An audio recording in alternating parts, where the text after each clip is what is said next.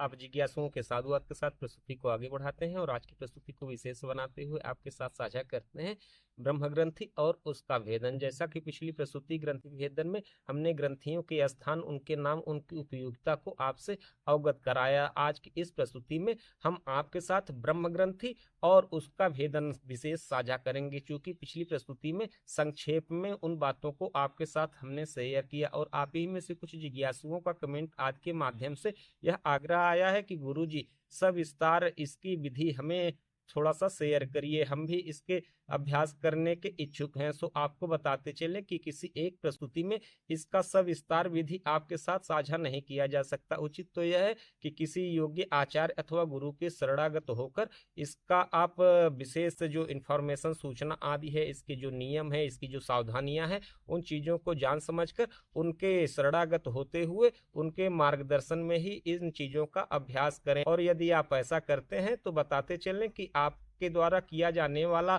वह जो अभ्यास होगा वह वीर्यवान, बलवान होते हुए सिद्धि आदि को प्राप्त कराने वाला हो जाएगा, क्योंकि वह आपको आपके आचार्य और गुरु के मुख से प्राप्त हुआ। सो वह जीवंत और सजीव एक विद्या के रूप में फलित होने लगेगा। सो इस प्रस्तुति में आपको आपके विषय से अवगत कराते हैं। जैसा कि पिछली प्रस्तुति में हमने आपको अवगत ही कराया कि ब्रह्म ग्रंथि जिसका मूल स्थान आपका नाभि प्रदेश है, और आपको जानकर हैरानी नहीं होनी चाहिए कि आपके आरंभ का, आपके अस्तित्व का, आपके प्राकट्य का, आपके जो कुछ भी आप हैं, अपने आप को समझ पा रहे हैं, अपनी उपस्थिति को अनुभव कर पा रहे हैं, इन सब का जो मूल एक हेतु है, जो ऑरिजिन स्टेशन, जो आपके विकास का, अस्तित्व का ऑरिजिनेशन होता है, वह इसी बिंदु से होता है। किस बिंदु से? नाभि केंद्र से। माँ के गर्भ में शिशु रूप किसी जीव का जो संरचना आरंभ होता है, उस आरंभ का जो केंद्र बिंदु होता है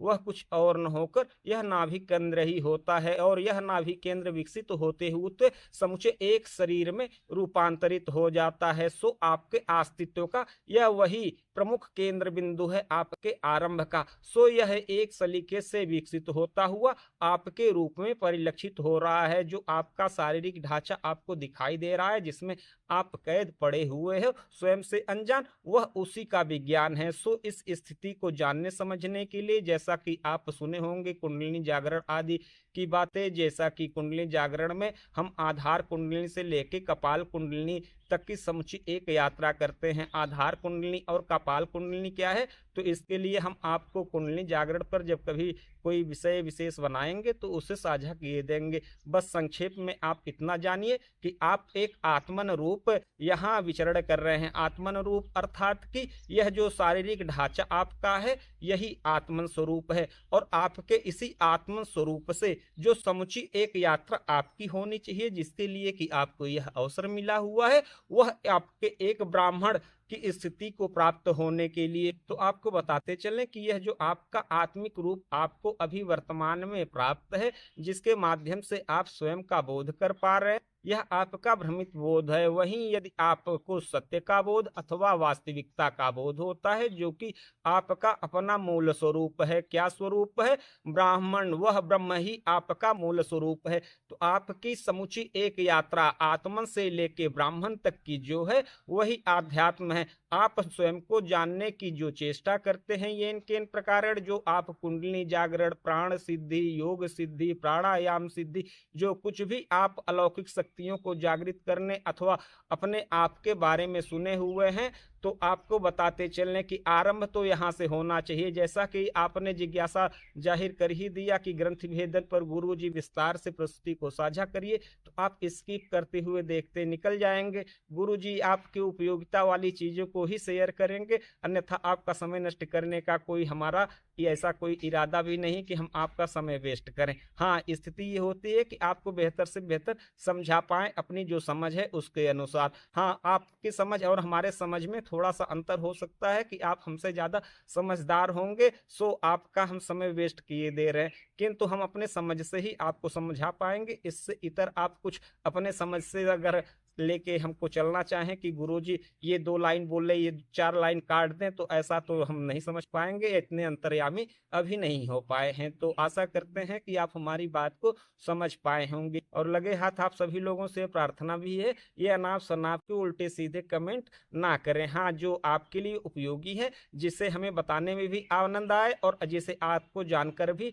कुछ लाभ प्राप्त हो, वो करे तो हमें भी समझ में आए, सो आपका भी समय सार्थक हो, हमारा भी। हाँ, चलिए, जो हमारी समझ है उसके अनुसार जो हम आपको समझाने का प्रयास करते हैं उसे समझते हैं। तो ग्रंथि भेदन हमारा जो मूल अस्तित्व का सबसे पहला एक केंद्र बिंदु स्थान है, वह यही है। जैसा कि ये कथाओं में भी आप लोगों ने सुन रखा होगा, ब्रह्मा क्रिएशन के देवता है, रचना आदि जो होता है, चूंकि आपका जो शारीरिक एक रचना है उसका भी आरंभ यहीं से है, सो यह ब्रह्म ग्रंथि है। इसकी जो भेदन विधि है उसके लिए प्राणायाम आदि कुछ मूल साधन है और कुछ ध्यान आदि की स्थिति में, कुछ बंध आदि की स्थिति में। तो संक्षेप में पिछली प्रस्तुति में हमें आपको तो जो अवगत कराना था सो हमने कराया था। हाँ, कुछ आज की प्रस्तुति विशेष में हम आपके साथ कुछ एकाध विधि को विस्तार से शेयर कर पाएंगे यदि आप हमारे साथ बने रहें। तो विशेष आपको बताते चलें कि एक ग्रंथि का भेदन 2 चक्रों का परमिट कार्ड है, अर्थात यह कि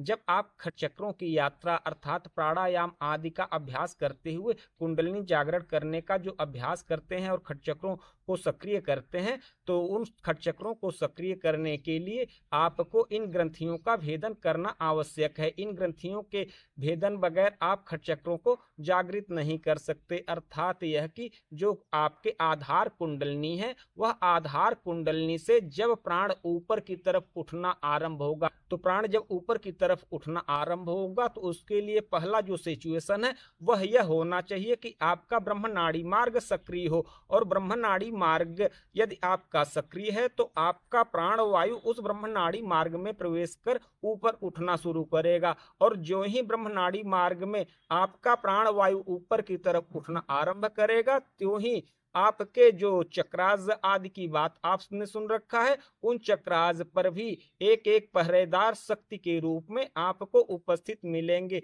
सो उनकी भी परमिशन आपके लिए आवश्यक होगी। सो उन शक्तियों को भी आप संक्षेप में जानिए। आप जो डाकनी, राकनी, लाकनी, काकनी, साकनी आदि, तो विशेष आपको बताते चलें कि जैसा कि हमने पिछली प्रस्तुति में आपको अवगत कराया ही था कि हमारे सुषुम्ना नाड़ी मार्ग, जिसे हम ब्रह्म नाड़ी मार्ग कहते हैं, जब हमारे प्राण वायु इस नाड़ी मार्ग में प्रवेश कर ऊपर उठने की चेष्टा करते हैं, तो इन्हें ऊपर उठते हुए जो सबसे पहले अवरोध का सामना करना पड़ता है वह ब्रह्म ग्रंथि है। तत्पश्चात आपके जो विष्णु ग्रंथि आपके हृदय प्रदेश, और तत्पश्चात आपके रुद्र ग्रंथि। किंतु यह जो प्रथम ग्रंथि आपका नाभि स्थान है, इस ग्रंथि को खोलने के लिए जो विधि है वो इस प्रस्तुति में हम आपको साझा करें। ग्रंथि भेदन से पूर्व कुछ विशेष नियम और सावधानी है जिनका ध्यान रखना नितांत आवश्यक है। तो वो कौन से नियम और सावधानी है जिनका ध्यान रखना नितांत आवश्यक है, चलिए सबसे पहले उसे जानते हैं। तो उसमें सबसे पहले आपके सांस का संतुलन आता है। दूसरे नंबर पे आपके अपान वायु की सौम्यता, विशेष बात को आपको ध्यान रखना है कि आपका अपान वायु क्रूर न होकर सौम्य हो। तो अपान वायु की क्रूरता को कैसे नष्ट करें और उसे कैसे सौम्य बनाएं, इस पर हमने आपके साथ प्रस्तुति शेयर कर रखा है।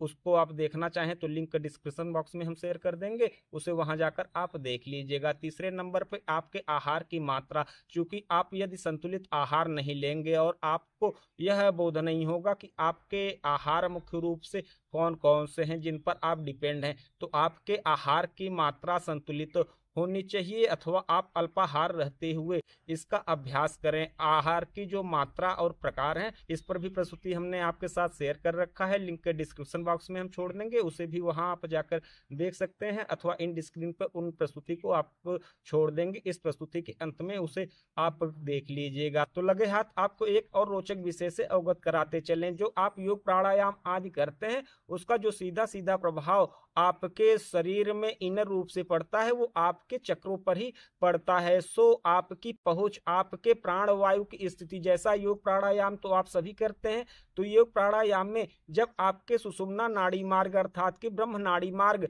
सक्रिय होंगे, और यह सक्रिय कैसे होगा, यह सांसों के संतुलन से होगा। जब आपके सांसें संतुलित होंगे और यह सक्रिय होगा, और उस दौरान जब आप प्राणायाम करेंगे तो आपका जो सीधा सीधा इफेक्ट पड़ेगा वो आपके कुंडलिनी कुंडलिनी चक्रों पर पड़ेगा और आपके इन्हीं कुंडलिनी चक्रों के परिणाम स्वरूप आप इस जगत जीवन आदि में रहते हुए जो कुछ भी दुख सुख भोग पा रहे हैं, ये उन्हीं का परिणाम है। जो लोग कहते हैं कि कुंडलिनी सक्रिय नहीं है, जागृत नहीं है, तो ये उनकी बेवकूफ़ी है। सो हम आपको बताते चलें कि कुंडलिनी शक्ति सबके जागृत हैं। यह कुंडलिनी शक्ति ही है जो कि वाग देवी है। जैसे कि हम वाणी आदि के रूप में, वार्ता आदि के रूप में, भाषा बोली आदि के रूप में आप लोगों के साथ शेयर कर पा रहे हैं, यह उसी वाग देवी की क्षमता है। और वही वाग देवी कुंडलिनी शक्ति हमारे और आपके अस्तित्व का मूल शक्ति है। सो आप इस बात को समझिए। सो इस बात को समझने के लिए आपको इस यात्रा को करना ही पड़ेगा, क्योंकि इधर उधर से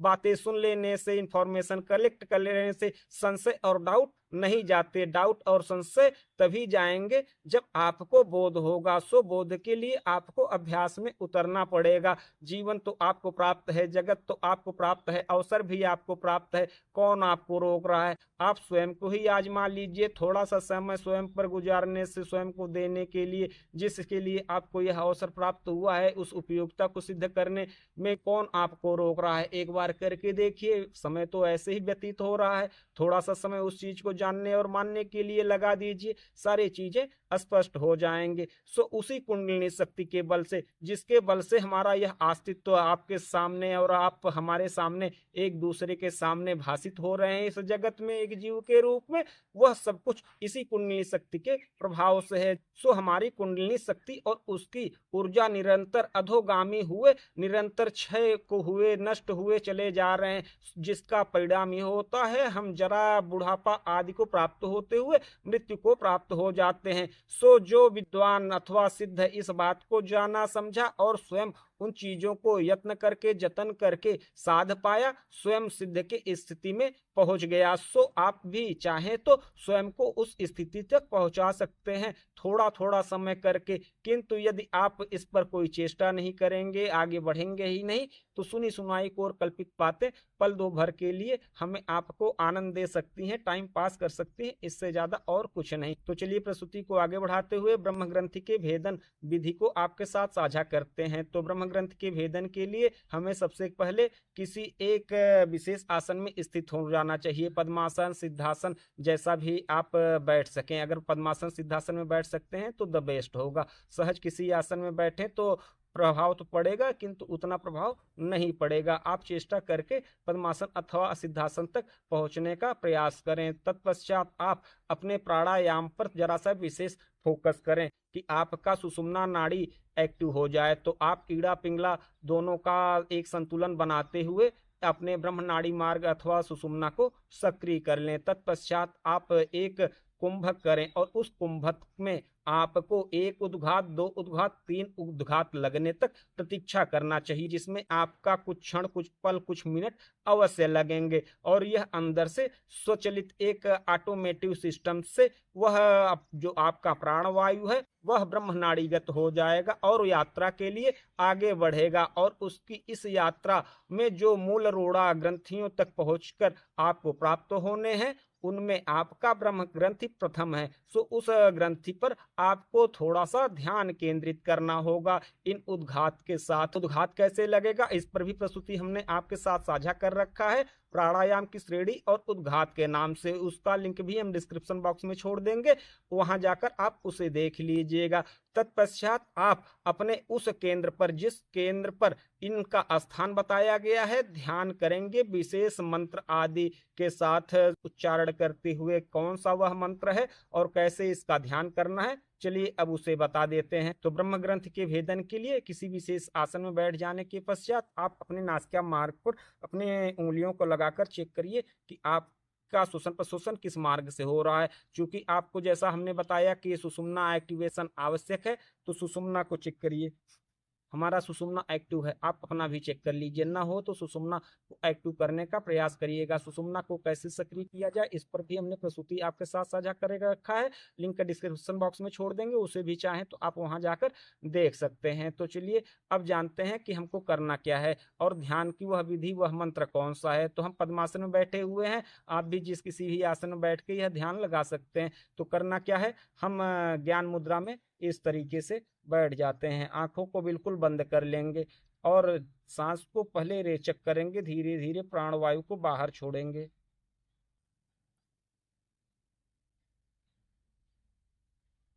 दो तीन सांस इस प्रकार लेते हुए सांस की गति को थोड़ा सा सामान्य कर लेंगे। तत्पश्चात हम नाभि प्रदेश पर ध्यान करेंगे, क्लीम मंत्र का उच्चारण करते हुए। कैसे? क्लीम क्लीम क्लीम